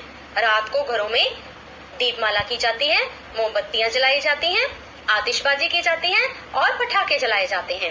पटाखों की ध्वनियों से सारा वातावरण गुंजायमान हो जाता है। रात को घरों में लक्ष्मी माता जी का पूजन किया जाता है। इस दिन कई लोग शराब भी पीते हैं और जुआ खेलते हैं। बच्चों, ये एक बहुत गलत कुरीति है, इसका त्याग करना चाहिए। बच्चों, इस तरह दीपावली का त्योहार रोशनी का प्रतीक है। वर्तमान समय में प्यारे बच्चों, पर्यावरण की स्वच्छता और सुरक्षा के मद्देनजर हमें ग्रीन दिवाली मनाने का संकल्प करना चाहिए एवं पटाखों के इस्तेमाल से बचना चाहिए, क्योंकि इससे प्रदूषण पैदा होता है और हमें प्रदूषण को खत्म करने के बारे में आवश्यक तौर पर सोचना चाहिए ताकि हम स्वच्छ पर्यावरण में सांस ले सकें। इसीलिए अब से ग्रीन दीपावली और हैप्पी दीपावली। ਅੱਖਰ ਅੱਖਰ ਮਿਲ ਕੇ ਬਣਦੇ ਸ਼ਬਦ ਹਜ਼ਾਰਾਂ, ਕੁਝ ਅੱਖਰਾਂ ਨੂੰ ਚੁਣ ਕੇ ਅੱਜ ਮੈਂ ਵਾਕ ਬਣਾਵਾਂ। ਪਿਆਰੇ ਵਿਦਿਆਰਥੀਓ, ਹੁਣ ਤੱਕ ਤੁਸੀਂ ਆਪਣੀ ਪੰਜਾਬੀ ਦੀ ਪੁਸਤਕ ਵਿੱਚੋਂ ਪਾਠ ਨੰਬਰ 1 ਪ੍ਰੋਫੈਸਰ ਜੋਗਾ ਸਿੰਘ ਜੀ ਦੁਆਰਾ ਲਿਖੀ ਹੋਈ ਕਵਿਤਾ ਮੇਰਾ ਹਿੰਦੁਸਤਾਨ ਨੂੰ ਚੰਗੀ ਤਰ੍ਹਾਂ ਪੜ੍ਹ ਲਿਆ ਹੈ। ਅੱਜ ਅਸੀਂ ਇਸ ਦੇ ਭਾਗ ਈੜੀ ਹੇਠ ਲਿਖੇ ਸ਼ਬਦਾਂ ਨੂੰ ਵਾਕਾਂ ਵਿੱਚ ਵਰਤੋਂ ਕਰਾਂਗੇ। ਆਓ ਫਿਰ ਸ਼ੁਰੂ ਕਰਦੇ ਹਾਂ। ਭਾਗ ਈੜੀ ਹੇਠ ਲਿਖੇ ਸ਼ਬਦਾਂ ਨੂੰ ਵਾਕਾਂ ਵਿੱਚ ਵਰਤੋਂ। ਆਪਣਾ ਪਹਿਲਾ ਵਾਕ ਹੈ ਪਰਦੇਸ। ਸਭ ਤੋਂ ਪਹਿਲਾਂ ਆਪਾਂ ਇਹਨਾਂ ਸ਼ਬਦਾਂ ਦੇ ਅਰਥਾਂ ਨੂੰ ਜਾਣਾਂਗੇ। ਪਰਦੇਸ ਦਾ ਅਰਥ ਹੈ ਵਿਦੇਸ਼, ਪਰਾਇਆ ਦੇਸ਼, ਆਪਣੇ ਦੇਸ਼ ਤੋਂ ਬਾਹਰ। ਇਸ ਦਾ ਵਾਕ ਅਸੀਂ ਬਣਾਵਾਂਗੇ, ਅੱਜ ਕੱਲ੍ਹ ਬਹੁਤ ਸਾਰੇ ਪੰਜਾਬੀ ਲੋਕ ਪਰਦੇਸਾਂ ਵਿੱਚ ਰਹਿੰਦੇ ਹਨ। ਬੱਚਿਓ, ਜਿਵੇਂ ਕਿ ਤੁਹਾਨੂੰ ਪਤਾ ਹੀ ਹੈ ਕਿ ਆਪਣਾ ਦੇਸ਼ ਭਾਰਤ ਹੈ ਔਰ ਭਾਰਤ ਤੋਂ ਬਾਹਰ ਜਿੰਨੇ ਵੀ ਦੇਸ਼ ਹਨ ਉਹ ਸਾਰੇ ਸਾਡੇ ਲਈ ਪਰਦੇਸ ਹਨ। ਕੁਝ ਸਾਡੇ ਲੋਕ ਪਰਦੇਸਾਂ ਵਿੱਚ ਜਾ ਕੇ ਜ਼ਿਆਦਾ ਧਨ ਕਮਾਉਣ ਦੀ ਇੱਛਾ ਨਾਲ ਉੱਥੇ ਜਾ ਕੇ ਵਸ ਜਾਂਦੇ ਹਨ ਅਤੇ ਉਹਨਾਂ ਨੂੰ ਪਰਦੇਸੀ ਕਿਹਾ ਜਾਂਦਾ ਹੈ। ਆਪਣਾ ਅਗਲਾ ਵਾਕ ਹੈ ਚਾਂਦੀ, ਜਿਸ ਦਾ ਅਰਥ ਹੈ ਇੱਕ ਬਹੁ ਕੀਮਤੀ ਚਮਕੀਲੀ ਧਾਤ। ਤੁਸੀਂ ਆਪਣੇ ਘਰਾਂ ਵਿੱਚ ਆਮ ਹੀ ਦੇਖਿਆ ਹੋਵੇਗਾ। ਅੱਜ ਅਸੀਂ ਇਸ ਦਾ ਵਾਕ ਬਣਾਵਾਂਗੇ, ਮੇਰੇ ਮਾਤਾ ਜੀ ਕੋਲ ਚਾਂਦੀ ਦੀਆਂ ਝਾਂਜਰਾਂ ਹਨ। ਇਸ ਤਰ੍ਹਾਂ ਦੇ ਤੁਸੀਂ ਕੁਝ ਹੋਰ ਵੀ ਵਾਕ ਬਣਾ ਸਕਦੇ ਹੋ, ਜਿਵੇਂ ਮੇਰੇ ਹੱਥ ਵਿੱਚ ਚਾਂਦੀ ਦਾ ਕੜਾ ਹੈ, ਜਾਂ ਕਿਸੇ ਤਰ੍ਹਾਂ ਦੀ ਵੀ ਜੇਕਰ ਤੁਹਾਡੇ ਕੋਲ ਚਾਂਦੀ ਦੀ ਕੋਈ ਵਸਤੂ ਹੈ ਤਾਂ ਉਸ ਨੂੰ ਤੁਸੀਂ ਵਾਕ ਦੇ ਰੂਪ ਵਿੱਚ ਲਿਖ ਸਕਦੇ ਹੋ। ਆਪਣਾ ਅਗਲਾ ਵਾਕ ਹੈ ਵਿਦਿਆ, ਜਿਸ ਦਾ ਅਰਥ ਹੈ ਪੜ੍ਹਾਈ ਲਿਖਾਈ ਜਾਂ ਸਿੱਖਿਆ, ਜੋ ਕਿ ਅਸੀਂ ਸਕੂਲਾਂ ਵਿੱਚੋਂ ਪ੍ਰਾਪਤ ਕਰਦੇ ਹਾਂ। ਤੇ ਅੱਜ ਕੱਲ੍ਹ ਸਾਡੀ ਸਿੱਖਿਆ ਆਨਲਾਈਨ ਚੱਲ ਰਹੀ ਹੈ। ਇਸ ਦਾ ਵਾਕ ਅਸੀਂ ਬਣਾਵਾਂਗੇ ਕਿ ਵਿਦਿਆ ਹੀ ਸਾਡਾ ਅਸਲੀ ਧਨ ਹੈ, ਜਿਸ ਨੂੰ ਕਿ ਕੋਈ ਵੀ ਚੁਰਾ ਨਹੀਂ ਸਕਦਾ। ਆਪਣਾ ਅਗਲਾ ਵਾਕ ਹੈ ਬਾਗ, ਇਸ ਦਾ ਅਰਥ ਹੈ ਬਗੀਚਾ ਜਾਂ ਪੌਦਿਆਂ ਫੁੱਲਾਂ ਨਾਲ ਸ਼ਿੰਗਾਰੀ ਹੋਈ ਕੋਈ ਵੀ ਥਾਂ, ਅਜਿਹੀ ਥਾਂ ਜੋ ਕਿ ਫੁੱਲਾਂ ਨਾਲ ਲੱਦੇ ਹੋਏ ਪੌਦਿਆਂ ਨਾਲ ਘਿਰੀ ਹੋਈ ਹੁੰਦੀ ਹੈ, ਉਸ ਨੂੰ ਬਗੀਚਾ ਕਹਿੰਦੇ ਹਨ। ਇਸ ਦੇ ਵਾਕ ਵਿੱਚ ਅਸੀਂ ਲਿਖਾਂਗੇ ਬਾਗ ਵਿੱਚ ਕਈ ਤਰ੍ਹਾਂ ਦੇ ਫੁੱਲਾਂ ਵਾਲੇ ਪੌਦੇ ਹਨ। ਅਗਲਾ ਵਾਕ ਹੈ ਯੋਧੇ। ਸਾਡੇ ਦੇਸ਼ ਦੇ ਕੌਮੀ ਨੌਜਵਾਨ ਜੋ ਕਿ ਬਹਾਦਰੀ ਨਾਲ ਦੇਸ਼ ਦੀ ਖਾਤਰ ਲੜਨਾ ਜਾਣਦੇ ਹਨ, ਉਹਨਾਂ ਨੂੰ ਯੋਧੇ ਕਿਹਾ ਜਾਂਦਾ ਹੈ। ਇਸ ਦੇ ਵਾਕ ਵਿੱਚ ਅਸੀਂ ਲਿਖਾਂਗੇ ਭਾਰਤੀ ਯੋਧੇ ਜੰਗ ਵਿੱਚ ਬੜੀ ਬਹਾਦਰੀ ਨਾਲ ਲੜਦੇ ਹਨ। ਹੁਣ ਬੱਚਿਓ, ਤੁਸੀਂ ਇਹਨਾਂ ਵਾਕਾਂ ਨੂੰ ਆਪਣੀ ਕਾਪੀ ਵਿੱਚ ਸੁੰਦਰ ਲਿਖਾਈ ਵਿੱਚ ਇਸ ਤਰ੍ਹਾਂ ਲਿਖਣਾ ਹੈ ਅਤੇ ਇਹਨਾਂ ਵਾਕਾਂ ਨੂੰ ਪੰਜਾਬੀ ਪੁਸਤਕ ਵਿੱਚ ਵੀ ਲਿਖਣਾ ਹੈ। ਪਿਆਰੇ ਵਿਦਿਆਰਥੀਓ, ਹੁਣ ਵਾਰੀ ਹੈ ਘਰ ਦੇ ਕੰਮ ਦੀ। ਘਰ ਦੇ ਕੰਮ ਵਿੱਚ ਬੱਚਿਓ ਤੁਸੀਂ ਇਹਨਾਂ ਵਾਕਾਂ ਦੀ ਦੁਹਰਾਈ ਕਰਨੀ ਹੈ। ਇਸ ਨੂੰ ਆਪਣੀ ਕਾਪੀ ਵਿੱਚ ਸੁੰਦਰ ਲਿਖਾਈ ਵਿੱਚ ਲਿਖਣਾ ਹੈ ਅਤੇ ਯਾਦ ਵੀ ਕਰਨਾ ਹੈ। ਹੈਲੋ ਬੱਚਿਓ ਆਪਾਂ ਵੱਖ-ਵੱਖ ਵਸਤੂਆਂ ਦੇ ਮੁੱਲ ਪੜ੍ਹਨੇ ਸਿੱਖ ਚੁੱਕੇ ਹਾਂ। ਅੱਜ ਆਪਾਂ ਵੱਖ-ਵੱਖ ਵਸਤੂਆਂ ਦੇ ਮੁੱਲ ਪੜਾਂਗੇ ਤੇ ਉਹਨਾਂ ਦੇ ਮੁੱਲ ਦੀ ਆਪਸ ਵਿੱਚ ਤੁਲਨਾ ਕਰਨੀ ਸਿੱਖਾਂਗੇ। ਦੇਖੋ ਬੱਚਿਓ, ਇੱਥੇ ਮੇਰੇ ਕੋਲ ਇੱਕ ਪਾਊਡਰ ਦਾ ਡੱਬਾ ਹੈ, ਉਸ ਦਾ ਮੁੱਲ ਹੈ 125 ਰੁਪਏ। ਇੱਕ ਮੇਰੇ ਕੋਲ ਦੇਖੋ ਸ਼ੇਕ ਹੈ, ਇਸ ਦਾ ਮੁੱਲ ਹੈ 1844 ਰੁਪਏ। ਤਾਂ ਬੱਚਿਓ ਪਤਾ ਕਰੀਏ ਕਿਸ ਦਾ ਮੁੱਲ ਵੱਧ ਹੈ। ਤਾਂ ਦੇਖੋ ਬੱਚਿਓ, ਮੈਂ ਇੱਥੇ ਕਰੰਸੀ ਨੋਟ ਅਨੁਸਾਰ ਇਹਨਾਂ ਦਾ ਮੁੱਲ ਰੱਖਿਆ ਹੋਇਆ ਹੈ। ਆਪਾਂ ਕਰੰਸੀ ਨੋਟ ਅਨੁਸਾਰ ਮੁੱਲ ਚੁੱਕਣਾ ਸਿੱਖ ਚੁੱਕੇ ਹਾਂ ਨਾ। ਹਾਂ, ਤਾਂ ਹੁਣ ਪਤਾ ਕਰੀਏ ਕਿਸ ਦਾ ਮੁੱਲ ਵੱਧ ਹੈ। ਚਲੋ ਆਪਾਂ ਗਿਣਦੇ ਹਾਂ। ਦੇਖੋ ਬੱਚਿਓ, ਇਸ ਮੁੱਲ ਵਿੱਚ 1000 ਔਰ ਇਸ ਮੁੱਲ ਵਿੱਚ ਦੇਖੋ ਇਸ ਮੁੱਲ ਵਿੱਚ ਕੋਈ 1000 ਨਹੀਂ। ਤਾਂ ਫਿਰ ਬੱਚਿਓ, ਜਿਸ ਮੁੱਲ ਵਿੱਚ 1000 ਹੈ ਉਹ ਮੁੱਲ ਵੱਧ ਹੈ। ਤਾਂ ਫਿਰ 1844 ਮੁੱਲ ਹੈ ਜੋ ਉਹ ਵੱਧ ਹੈ 125 ਤੋਂ। ਠੀਕ ਹੈ ਬੱਚਿਓ, ਚਲੋ ਆਪਾਂ ਕੁਝ ਹੋਰ ਕਰਦੇ ਹਾਂ। ਪ੍ਰੈਸ ਦਾ ਮੁੱਲ ਦੇਖੋ ਹੈ 3640 ਰੁਪਏ ਔਰ ਇਹ ਮੋਬਾਈਲ ਫੋਨ ਹੈ, ਇਸ ਦਾ ਮੁੱਲ ਹੈ 6560 ਰੁਪਏ। ਤਾਂ ਬੱਚਿਓ ਹੁਣ ਪਤਾ ਕਰੀਏ ਕਿਸ ਦਾ ਮੁੱਲ ਵੱਧ ਹੈ। ਦੇਖੋ ਆਪਾਂ ਫਿਰ ਇਹਨਾਂ ਦੇ 1000 ਗਿਣਦੇ ਹਾਂ। ਦੇਖੋ ਪ੍ਰੈਸ ਦੇ ਮੁੱਲ ਵਿੱਚ 3000 ਔਰ ਮੋਬਾਈਲ ਦੇ ਮੁੱਲ ਵਿੱਚ 6000 ਹੈ ਨਾ ਬੱਚਿਓ। ਤਾਂ ਫਿਰ ਦੇਖੋ ਕਿਸ ਦਾ ਮੁੱਲ ਵੱਧ ਬਣਿਆ। ਦੇਖੋ ਜਿਸ ਵਿੱਚ ਜ਼ਿਆਦਾ 1000 ਹਨ ਉਸ ਦਾ ਮੁੱਲ ਵੱਧ ਹੈ। ਤਾਂ ਫਿਰ 6560 ਵੱਧ ਹੈ 3640 ਤੋਂ। ਚਲੋ ਬੱਚਿਓ, ਹੁਣ ਆਪਾਂ ਕੁਝ ਹੋਰ ਕਰਦੇ ਹਾਂ। ਮੇਰੇ ਕੋਲ ਦੇਖੋ ਇੱਕ ਹੋਰ ਸ਼ੇਕ ਹੈ, ਇਸ ਦਾ ਮੁੱਲ ਹੈ 2210 ਰੁਪਏ ਔਰ ਦੇਖੋ ਇੱਕ ਘੜੀ ਹੈ ਇਸ ਦਾ ਮੁੱਲ ਹੈ 2456। ਤਾਂ ਬੱਚਿਓ ਪਤਾ ਕਰੀਏ ਹੁਣ ਕਿਸ ਦਾ ਮੁੱਲ ਵੱਧ ਹੈ। ਚਲੋ ਆਪਾਂ ਇਹਨਾਂ ਦੇ 1000 ਗਿਣਦੇ ਹਾਂ। ਦੇਖੋ ਇਸ ਦੇ ਮੁੱਲ ਵਿੱਚ 2000 ਔਰ ਸ਼ੇਕ ਦੇ ਮੁੱਲ ਵਿੱਚ 2000। ਦੇਖੋ ਬੱਚਿਓ, ਦੋਨਾਂ ਵਿੱਚ 2000। ਜਦੋਂ 1000 ਬਰਾਬਰ ਹੋਣ ਫਿਰ ਅਸੀਂ ਇਹਨਾਂ ਦੇ 100 ਗਿਣਦੇ ਹਾਂ। ਦੇਖੋ ਇਸ ਵਿੱਚ 200 ਔਰ ਇਸ ਵਿੱਚ ਦੇਖੋ ਬੱਚਿਓ 400। ਤਾਂ ਫਿਰ ਕਿਸ ਦਾ ਮੁੱਲ ਵੱਧ ਹੋਇਆ? 400 ਵਾਲੀ ਸੰਖਿਆ ਦਾ। ਤਾਂ ਫਿਰ ਬੱਚਿਓ 2456 ਵੱਧ ਹੈ 2210 ਤੋਂ। ਚਲੋ ਬੱਚਿਓ, ਇਸ ਦਾ ਮੁੱਲ ਤਾਂ ਆਪਾਂ ਪੜ੍ਹ ਲਿਆ ਨਾ, 2456 ਹੈ। ਤਾਂ ਇੱਕ ਇਹਦੇ ਵਰਗੀ ਹੋਰ ਘੜੀ ਹੈ, ਉਸ ਦਾ ਮੁੱਲ ਵੀ ਹੈ 2456। ਤਾਂ ਬੱਚਿਓ ਹੁਣ ਦੱਸੋ ਕਿਸ ਦਾ ਮੁੱਲ ਵੱਧ ਹੈ। ਫਿਰ ਆਪਾਂ ਗਿਣੀਏ, ਦੇਖੋ ਇਸ ਮੁੱਲ ਵਿੱਚ 2000, ਇਸ ਮੁੱਲ ਵਿੱਚ 2000, 1000 ਬਰਾਬਰ ਹੋਣ ਤਾਂ 100 ਗਿਣੀਦੇ ਆ। ਇਸ ਵਿੱਚ 400, ਇਸ ਮੁੱਲ ਵਿੱਚ ਵੀ 400, 100 ਵੀ ਬਰਾਬਰ ਹਨ। ਫਿਰ ਆਪਾਂ ਕੀ ਗਿਣਾਂਗੇ 10, ਦੇਖੋ ਇਸ ਮੁੱਲ ਵਿੱਚ 5 10 10 ਦੇ ਔਰ ਇਸ ਮੁੱਲ ਵਿੱਚ ਵੀ 5 10 10 ਦੇ। ਦੇਖੋ ਬੱਚੋ 10 10 ਦੇ ਨੋਟ ਵੀ ਬਰਾਬਰ ਹਨ। ਫਿਰ ਅਸੀਂ ਕੀ ਗਿਣਾਂਗੇ 1 1 ਦੇ, ਦੇਖੋ ਇਸ ਵਿੱਚ 6 1 1 ਦੇ ਨੋਟ ਔਰ ਇਸ ਮੁੱਲ ਵਿੱਚ 6 1 1 ਦੇ ਨੋਟ। ਤਾਂ ਬੱਚਿਓ ਦੇਖੋ ਇਹ ਸਾਰੇ ਹੀ ਬਰਾਬਰ ਹਨ, 1000 ਵੀ, 100 ਵੀ, 10 ਵੀ ਤੇ 1 1 ਵੀ।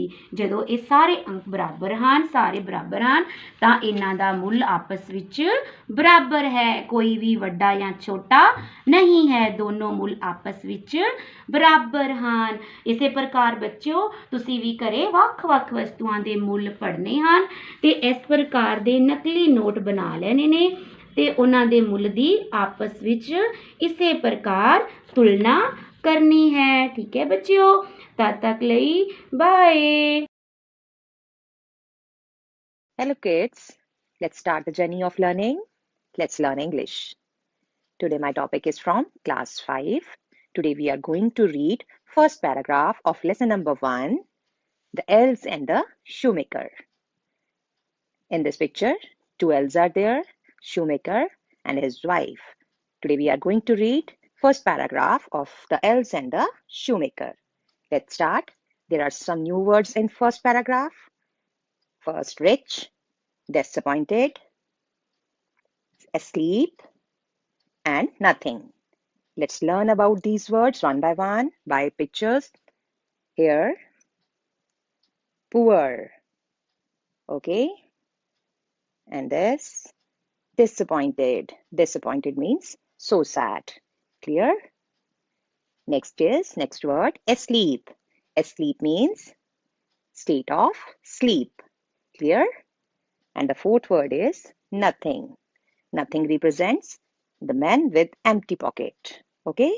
Now, let's read paragraph. First paragraph, first line of first paragraph is, look at the picture, there is shoemaker. Coming to the sentence, once there was a shoemaker. Once there was a shoemaker. Look at the picture. Shoemaker became so poor that he had left with only enough leather to make one pair of shoe. Okay? Read the sentence. He became so poor that he had nothing left to run his family. He means shoemaker. Shoemaker became so poor that he had nothing left to run his family, but only enough. Enough means as much required leather for just one pair of shoe. Let's read one more time. He became so poor that he had nothing left to run his family, but only enough leather for just one pair of shoes. Next is, so in the evening, he cut out the leather with great care to make the shoes. Look at the picture. Shoemaker is cutting the leather with great care. Read one more time. So, in the evening, he cut out the leather with great care to make the shoes. Next is, look at the picture. He left his work on the table, but he was so disappointed that he left his work on the table to finish in the morning. Shoemaker left his work on the table to finish it in the morning. Next is, look at the picture. Shoemaker almost in tears. Okay, read the sentence. He was almost in tears. Before he fell asleep, he prayed to God and asked to help him. Asleep means the state of sleep. Okay, before pehle.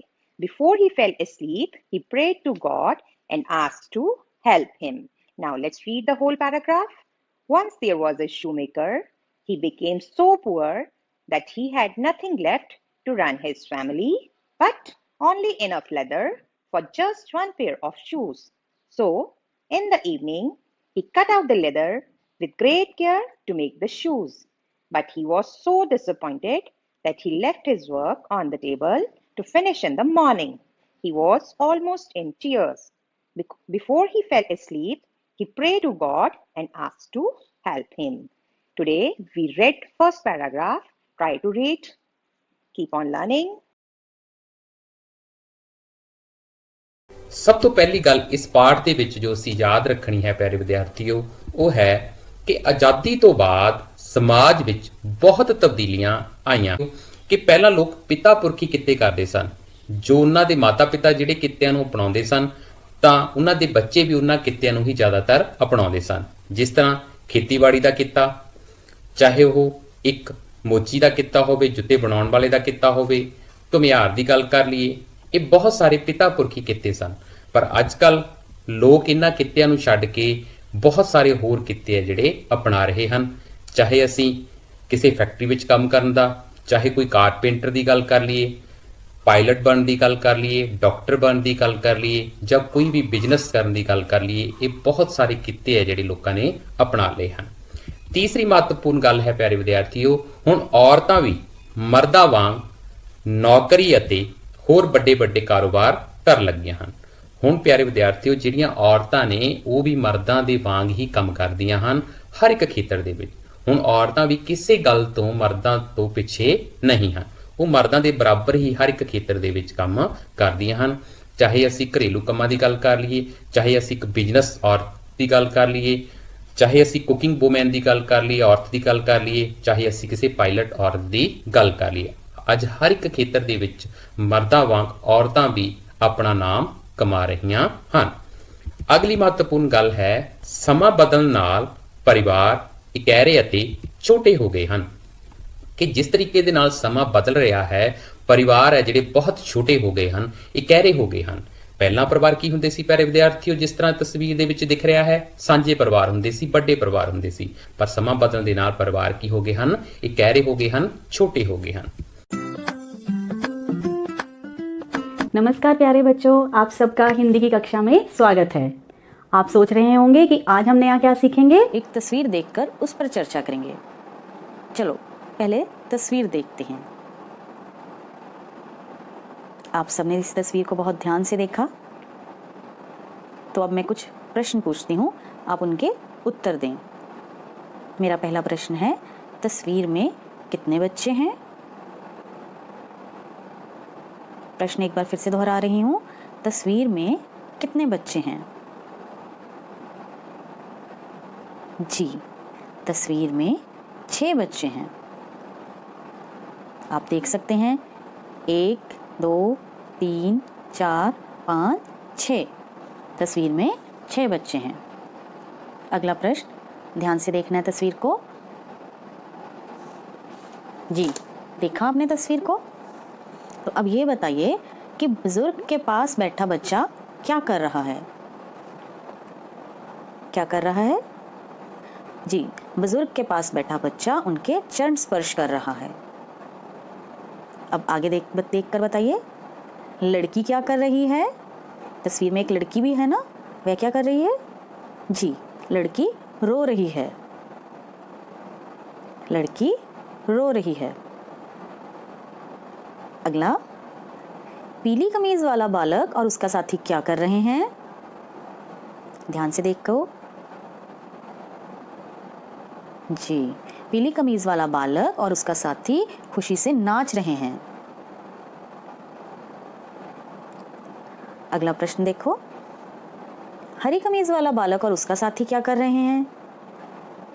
देखो, कुछ पता चल रहा है? चलिए मैं बताती हूँ। हरी कमीज वाला बालक और उसका साथी आपस में बातचीत कर रहे हैं। क्या कर रहे हैं? हरी कमीज वाला बालक और उसका साथी आपस में बातचीत कर रहे हैं। बच्चों, ये जो कुछ प्रश्न मैंने आपसे पूछे हैं, ये तस्वीर को पढ़ने का एक ढंग है। मैंने आपसे प्रश्न पूछे और आपने उत्तर दिए, परंतु ज़रूरी नहीं कि हर बार कोई और आपसे प्रश्न पूछेगा।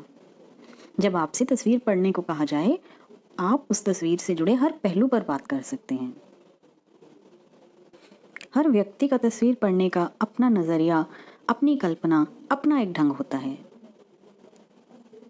जैसे इस तस्वीर के बारे में बात करें तो कोई ये कह सकता है कि बालकों ने लड़की को अपने साथ नहीं खेल खिलाया इसलिए वह रो रही है, या कोई ये भी कह सकता है कि खेल में चोट लगने पर वह रो रही है। कोई कुछ भी कह सकता है। इसलिए तस्वीर को ध्यान से देखकर फिर उस पर बात करनी चाहिए। तो प्यारे बच्चों, अब मैं आपको एक और तस्वीर दिखाऊंगी, तो देखिए, ध्यान से देखी तस्वीर आप सबने।